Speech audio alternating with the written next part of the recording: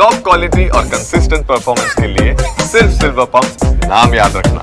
સમાચાર મળી રહ્યા છે દ્વારકા જતા પદયાત્રીઓ માટે જિલ્લા પોલીસ સતત ખડે પગે છે।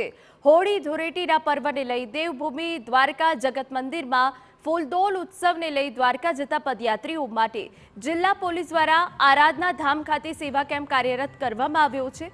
દ્વારકા જતા પદયાત્રીઓ માટે આરાધના ધામ નજીક સેવા કેમ્પમાં પદયાત્રીઓને આરામ કરવાની વ્યવસ્થા ઉપરાંત પાણી, ચા, નાસ્તો, ભોજન સહિતની વ્યવસ્થા કરવામાં આવી છે।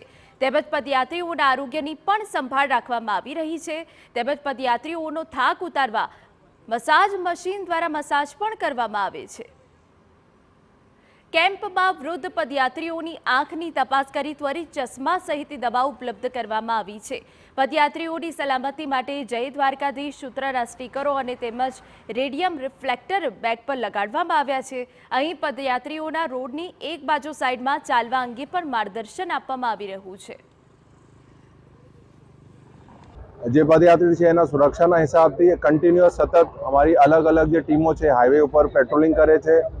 મેઇન જગ્યાએ બેરિકેડિંગ છે અને સાથે સાથે એની સુરક્ષાના હિસાબથી ખાસ કરીને રાત્રિ દરમિયાન 25,000 જેવા રેડિયમ પટ્ટી જિલ્લા પોલીસથી જે પદયાત્રી એને લગાડવામાં આવેલ છે।